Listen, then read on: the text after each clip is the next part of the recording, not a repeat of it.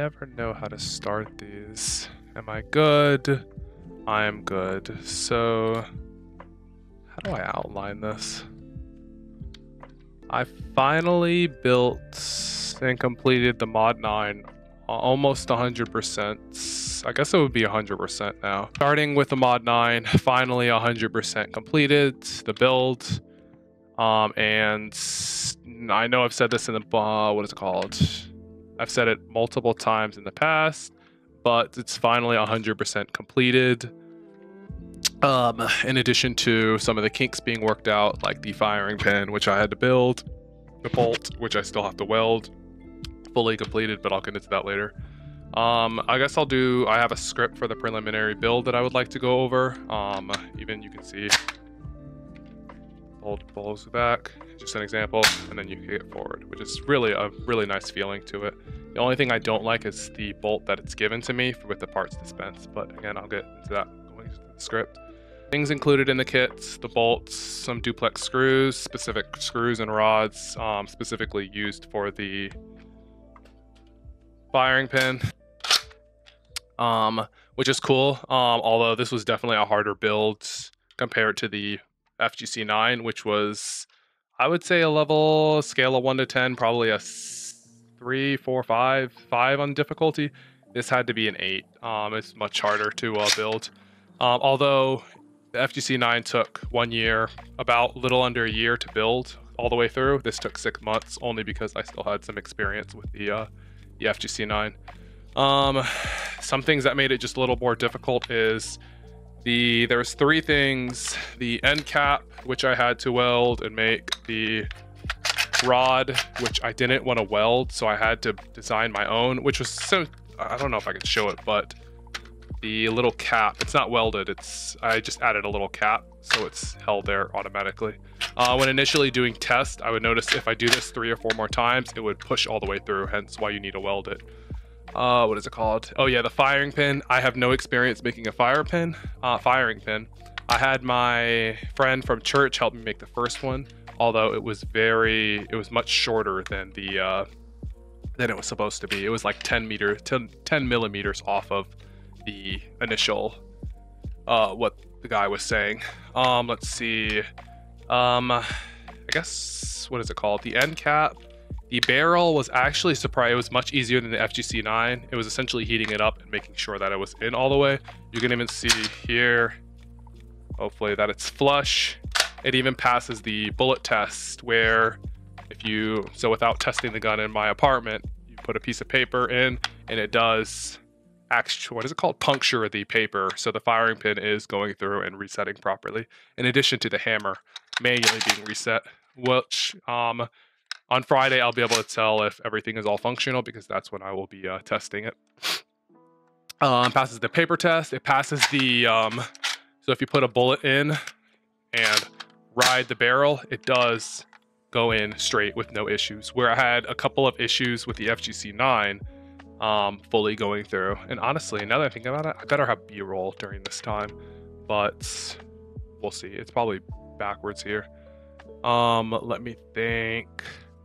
Some things that are missing that could cause issues. On Friday, the weld for the bolts, it was manually hammered in, although harder, I'm pretty sure harder than a bullet, which is like 30 or 40 pounds, which will be fun figuring that out. So I'm only expecting 3 or 4 shots, which is all I need to make my final adjustments for the gun, to actually weld it and not use this purple for this assortment of colors. The bolt is hard. It only lasts 4 or 5 shots. I just said that. Firing pin, in editing it, oh my gosh, I'll have to put it here. So can I change the main setup here? The firing pin looks very similar to this, although it's a little more rounded like the FGC9. It's a little thinner here. I wish I could show it, but I don't feel like taking it out now. I should have had that planned. And it's slightly longer in this diagram, which will be fun. Going back, and most likely I'm already putting money on that it'll already puncture the bullets, but it's measured according to, it's like maybe 1 millimeter or 2 millimeters longer than it's supposed to be. But I also messed up on the spring inside of the what is it called? The bolt. which we'll see again on Friday. But if it punctures it, that shouldn't be the end of the world, although depending on how hard it hits the bullet, we'll see. The hammer is not as secure as I want it to be, and also it's a little off kilter. Again, when doing reset, it goes back, forward, so that's cool. Things that work: bullets go in the barrel, riding the slide, already said. The correct secondary spring. Oh yeah, the secondary spring, I ordered one, but they sent 6 or 7, which is cool, so I might make another one, just because of the spring. And if I could take this out. So it's just removing these 2 little pins, and then using the buffer spring, in addition to the secondary buffer spring, which is a little too short, but I don't think that should be an issue. It's 2, although initially when using the buffer spring, it was the original primary spring, it was super long, which about there, and it made it impossible to put in the end cap, which is cool. And putting in the end cap, it's literally just like that. It's cool to not have any references for the gun, which is so awesome. What is it called? If I gotta get in that, things to note. Other than some docs and the one AG cast video on YouTube, there aren't a lot of resources. There is one video on Odyssey, I think, that helped with the end cap, which made it very clear, because I was a little stuck on that until like a week or 2 ago. That helped, in addition to the bolt by parts dispense. There's no information in regards to that I could find, which either I'm stupid or they just forgot, either mislabeled or never had it, because in all of the mega pack for the MOD-9, just could not find it. Version 3 by the way. The only comprehensive docs available are for the mod 1 and 2. Essentially, that's what you're seeing now. Mod 2 assembly, mod 1, and I think this is for the WTF9. There's nothing for like the V3. I think it said, I thought AGCast, I thought he was playing and the information out there, but he's being serious, as in there's no information in regards to the version 3 that I could find, like comprehensively. Have to fill in the information with either old docs, hence the V2, the FGC9, and other gun materials. Just because after building the FGC9, I had some guiding principles on what needed to happen, you know, when you pull the trigger. That's not the hard part. Like the firing pin, you can kind of fill in the blanks, even though there is some information out there. The end cap, you just need a secondary buffer spring, which is provided in the documentation. Primary buffer spring and the trigger, most of it is self-explanatory.